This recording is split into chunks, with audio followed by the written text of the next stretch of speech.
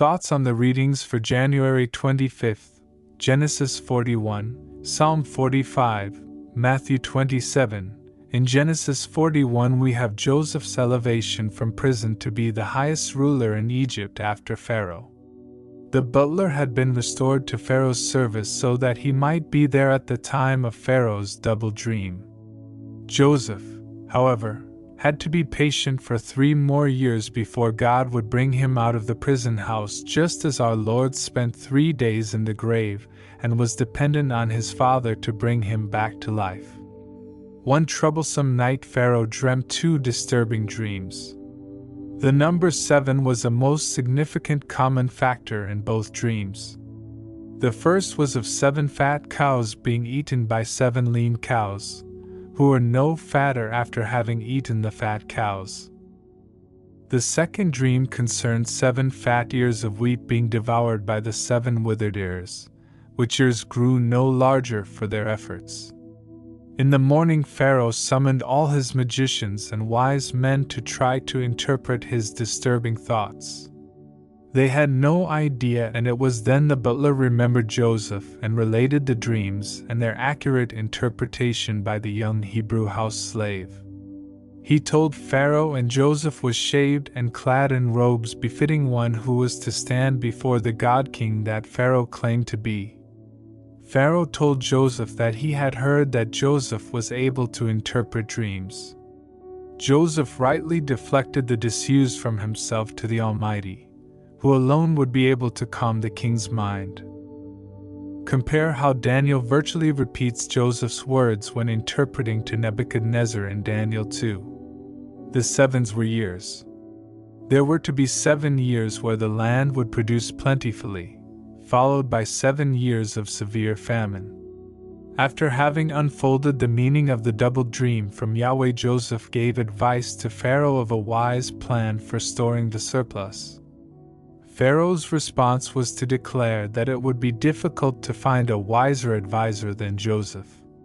Joseph was declared to be the best person for the job, and immediately made prime minister.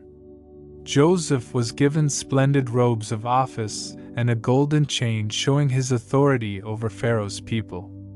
Joseph's name was changed to Zaphenath-Paneah, which meant, the Savior of the world. He was given lands in Goshen, where Pharaoh's priests dwelled, to go with his status. Joseph was also granted Asenath, the daughter of Potiphar the priest of On, to be his wife. Joseph was 30 years old when all this happened, just as our Lord Jesus Christ was 30 when his ministry began. Psalm 45 is written by Solomon to celebrate his marriage to the beautiful princess, daughter of Pharaoh king of Egypt, to himself. Solomon's marriage becomes typical of the Lord Jesus Christ's union with the faithful believers. The writer commences the song by declaring that he was writing about a theme which delighted him. The beautiful character of the Lord Jesus Christ was that sweet them. Compare John Thomas's comments about 2 Samuel 23 verses 1, which he says speaks of our Lord as the sweetest theme of Israel's psalms. The word inditing, in verse 1 av, signifies bubbling over with enthusiasm. In verse 2 the bride speaks of her groom being handsome. She tells of grace pouring from his lips. See Luke 4 verse 22. We are truly saved by his life, but it can equally be said that we are saved by his words. John 6 verse 63. His teaching tells us how to live as he lived, that we might have life abundantly. John 1 verse 12-18, 10 verses 10, 14 verses 6-7, 17 verses 3. The bride acknowledges her groom as her head, but also shows reverence to the Father as her bridegroom's head. Verses 2 and 6 and 7 compare with our Lord Jesus Christ's endorsement of these words after his resurrection by quoting them to Mary Magdalene in John 20 verses 17.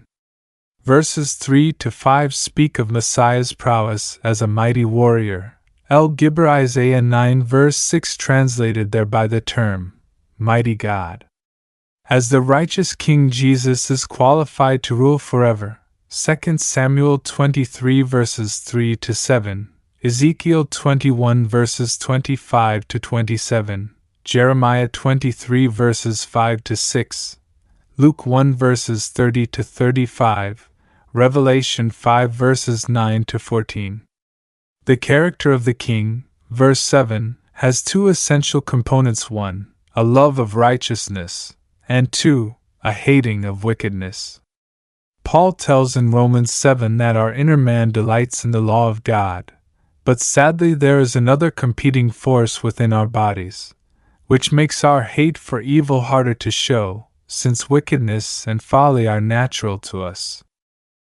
Note that the oil of joy, immortality in a body inclined to righteousness, is poured upon our Lord in greater abundance than upon us. That is because he is the worthy Lamb, who has overcome and offered himself. See Hebrews 1 verses 8 to 9. Verses 9 and 12 of this psalm tells of the guests at this wedding. Verses 10 to 11 contain words of counsel to the bride in order for her to wholeheartedly give herself to her new husband and his realm. Verses 13 to 15 describe the splendor of the bride. Her great beauty is within her and speaks of a developed faithful character. CP 1 Peter 3 verses 1 to 7 and 2 Corinthians 11 verse 2. We are told that the bride together with her bridegroom will be remembered for generations forever. Ephesians 5 verses 22 to 33. Matthew 27 starts with Judas hanging himself when he saw that Jesus would not take his kingdom then, but would wrongfully suffer and submit to death. Then follows 6 sham trials, 3 before Jewish authorities and 3 before Roman officials. The marvel of our Lord's submission, his care and compassion for others is evident in the brief record of his crucifixion. He was buried in the unused tomb of a rich man, Joseph of Arimathea, in fulfillment of the prophecy of Isaiah 53 verse 9. A guard of 4 temple soldiers was placed at the mouth of his tomb. This would contribute to the incontrovertible evidence that would accompany his resurrection, penned by Warwick Rosser and his team. Produced by christadelphianvideo.org.